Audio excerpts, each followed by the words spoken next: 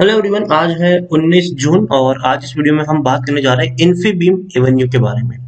देखिए, 50 रुपए का ये शेयर है। अच्छी खासी रफ्तार इसने पकड़ी भी थी। अगर आप मेरे चैनल को रेगुलर फॉलो करते हो तो 40 रुपए के आसपास जब ये शेयर ट्रेड करा था तब मेरी बाइंग की रिकमेंडेशन थी। अब जब शेयर 50 पे निकल चुका है तो डेफिनेटली इसको दोबारा इवेल्युएट करना बनता भी है कि क्या खरीदारी के मौके है या फिर प्रॉफिट लेके यहाँ से निकल जाना चाहिए। तो वीडियो को मैं शुरू करूँ उससे पहले अगर आपने अभी तक चैनल को सब्सक्राइब नहीं किया है तो प्लीज अभी इसे सब्सक्राइब कर लीजिए, क्योंकि आगे भी बहुत सारे वीडियोस हैं जो आपको काफी ज्यादा हेल्प करेंगे। तो देखिए, इन्फीबीम एवेन्यू 50 रुपए का शेयर, एक महीने में 20% का ग्रोथ। 40 रुपए का शेयर था तब मेरी बाइंग की रिकमेंडेशन थी। बढ़िया रफ्तार देखने को मिली, डेफिनेटली उससे 20% की तेजी ऑलरेडी ये दिखा चुका है। तो बात यहाँ पर जरूर करेंगे कि प्रॉफिट लेना चाहिए या बने रहना चाहिए, यहाँ से क्या इसका ओवरव्यू हो सकता है। लेकिन पिछले एक साल का अगर हम ट्रेंड देखें तो 79% का ग्रोथ है और देखिए हमेशा इसमें एक बड़ी रफ्तार के बाद एक बड़ी प्रॉफिट बुकिंग देखने को मिली भी है। 28 रुपए का लो है और 54 रुपीज तक का हाई है। देखिए, तेजी बनी थी, वापस शेयर टूट गया, वापस तेजी बनी, वापस टूट गया, तेजी बनी, वापस टूट गया। ये वापस एक बहुत बड़ी रफ्तार देखने को मिली, फिर वापस एक बहुत बड़ी गिरावट भी हमें यहाँ पर देखने को मिली थी। दोबारा तेजी बनी है, दोबारा खुद को कंसोलिडेट करने की कोशिश कर रहा है। ठीक है, लेकिन अभी अगर देखा जाए तो शेयर थोड़ा सा हाई वैल्यूएशन के ऊपर ट्रेड भी कर रहा है, लेकिन इसका मतलब ये नहीं कि शेयर खराब है।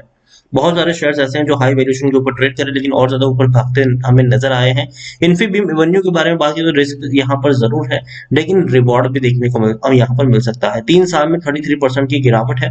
119 रुपए के आसपास ट्रेड करा था, गिरावट आई, तेजी आई, गिरावट आई, तेजी आई। देखिए, लंबे समय तक कंसोलिडेट किया इसने, फिर एक कोरोना काल में गिरावट भी हमें देखने को मिली, लेकिन उसके बाद एक जो बाउंस बैक आया वो वाकई में काफी शानदार बाउंस बैक है और कंपनी ने अब अच्छा परफॉर्म करना शुरू भी कर दिया है। मिड कैप शेयर है, 6,700 करोड़ के आसपास का इसका मार्केट कैप है।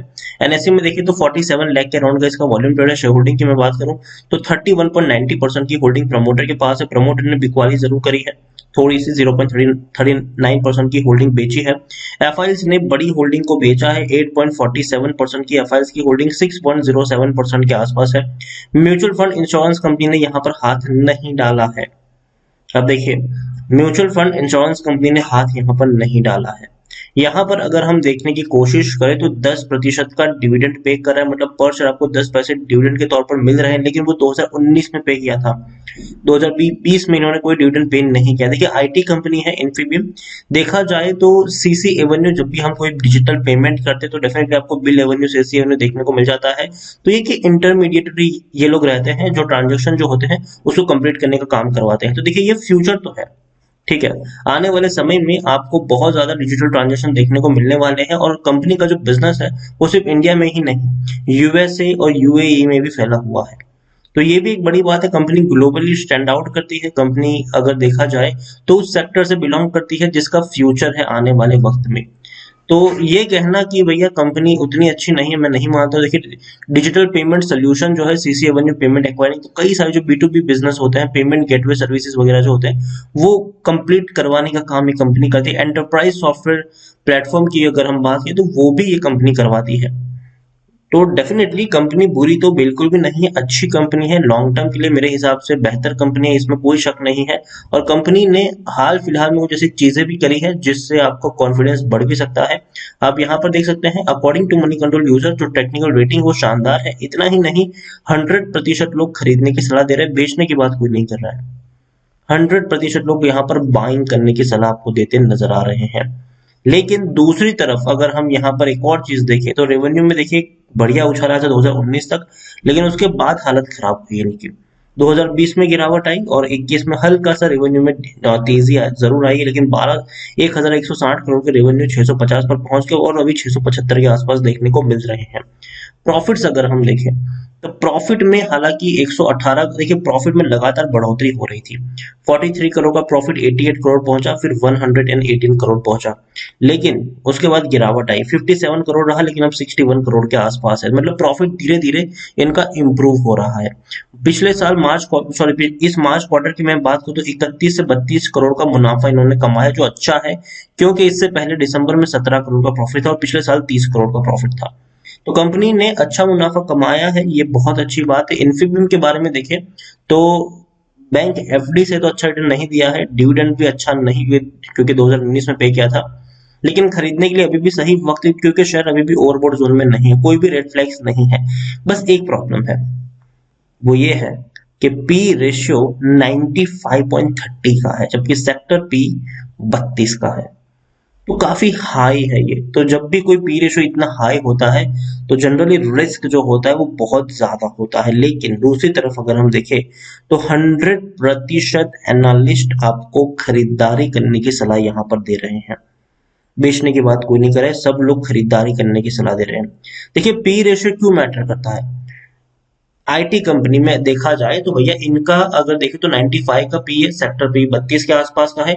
जबकि जो बड़ी बड़ी आईटी कंपनी है, जैसे कि मैं टीसीएस की बात करूं तो उसका पी 37 है। ठीक है, इन्फोसिस का 32-33 के आसपास है। विप्रो का सिर्फ 27 का पी है। एचसीएल का सिर्फ 23 का पी है। टेक महिंद्रा का भी 23 का पी है। तो देखा जाए तो भैया सबसे हाई पी इन इसी का देखने को मिल रहा है। जबकि जो बड़ी बड़ी कंपनीज है जो इस सेक्टर की भैया महारथी है, उनके पी रेशियो जो है वो बहुत नीचे है। 37 है, 33 है, 27 है विप्रो का, एचसीएल का भी 23 के आसपास का है। तो देखा जाए तो हाई पी के ऊपर शायद ट्रेड कर रहा है, ये एक नेगेटिव पॉइंट जरूर है, रिस्की भी जरूर है। लेकिन रिस्क है उतना रिवॉर्ड भी यहाँ पर है। और दूसरी तरफ अगर हम देखें तो पिछले 5 सालों में इनका जो मार्केट शेयर है वो इंक्रीज हुआ है, लेकिन बहुत कम अभी भी है। पिछले 5 सालों में जो पहले इनका मार्केट शेयर 0.09% था, आज वो 0.14% है। मतलब अभी भी देखा जाए तो बहुत कम है, लेकिन इंक्रीज जरूर हुआ है।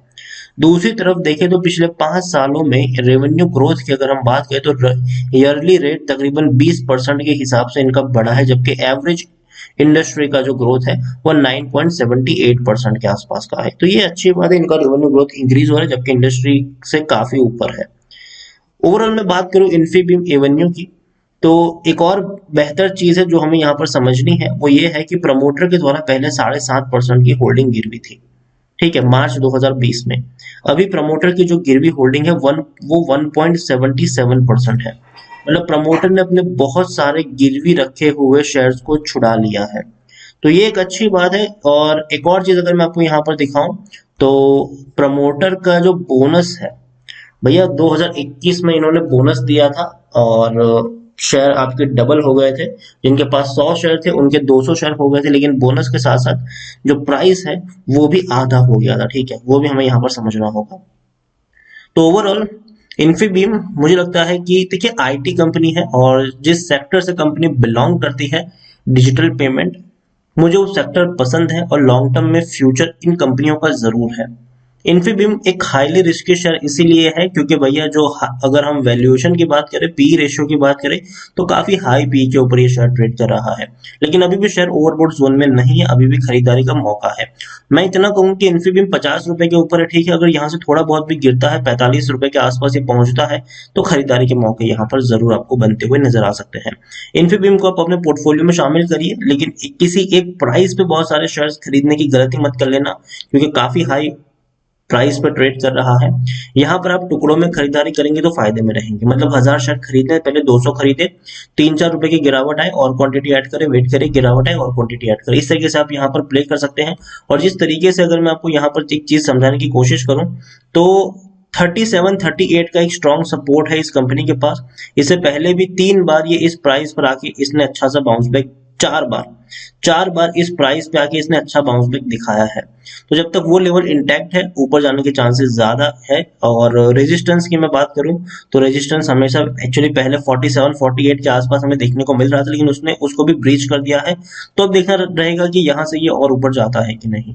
तो नजर रखिए इस कंपनी के ऊपर। कंपनी का एक स्ट्रॉन्ग सपोर्ट 37 रुपीज के आसपास है, उससे नीचे जाने का चांसेस बहुत ही कम है इसका, लेकिन यहाँ से ऊपर जाने के चांसेस ज्यादा है। और जब भी थोड़ी बहुत भी यहाँ पर गिरावट आती है, खरीदारी के मौके यहाँ पर बनने वाले हैं। इन्फीबीम लॉन्ग टर्म के लिए अपने पोर्टफोलियो में शामिल कर सकते हैं, खरीद के भूलने वाला भी आप चाहे तो यहाँ पर इस्तेमाल कर सकते हैं। लेकिन टुकड़ों में खरीदारी करेंगे तो फायदे में रहेंगे। 1000 खरीदने हैं तो 200 खरीदो। फिर कमेंट में कुछ लोग पूछते हैं कि सर मैंने 1000 शेयर खरीद लिए 50 रुपए पर, अब मैं क्या करूं। मैं हमेशा कहता हूं भैया किसी एक प्राइस से बहुत सारे शेयर्स मत खरीदो। पहली चीज, हम यहाँ पर लॉन्ग टर्म के लिए एंट्री ले रहे हैं, शॉर्ट टर्म के लिए नहीं ले रहे हैं। और जब लॉन्ग टर्म में लिए हम एंट्री अगर लेते हैं तो धीरे धीरे ऐड करने में हमें कोई दिक्कत या परेशानी नहीं होनी चाहिए। और अगर आपको लगता है कि देखो अभी मैं 200 खरीदूंगा, फिर 3 रुपए नीचे नीचे जाएगा, मैंने और 200 खरीद लिया शेयर, मुझे यहाँ पर 1000 खरीदने थे, अब वहां से ये बाउंस बैक करके अब मैं क्या करूं? तो यार मार्केट में ये एक लौता शेयर थोड़ी ना है, कई सारे शेयर ऐसे मार्केट में है जिस पर हम दाव खेल सकते हैं।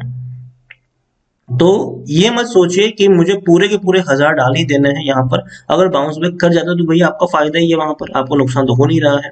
बेटर है कि तब आप दूसरे शेयर ढूंढिए, मार्केट में कई सारे शेयर्स है, ऐसा इन्फीबीम एक लौता शेयर नहीं है। तो यही मैं कहूंगा, नजर रखिए और स्मार्ट प्ले करेंगे तो ज्यादा फायदे में रहेंगे। वीडियो को यहीं पे एंड करूंगा। पसंद आया हो तो लाइक और शेयर कर, चैनल पर अगर पहली बार है तो प्लीज सब्सक्राइब करें, और इन्फीबीम एवेन्यू के बारे में आप क्या सोचते हैं वो भी आप मुझे कमेंट में लिखकर बता सकते हैं। Thank you.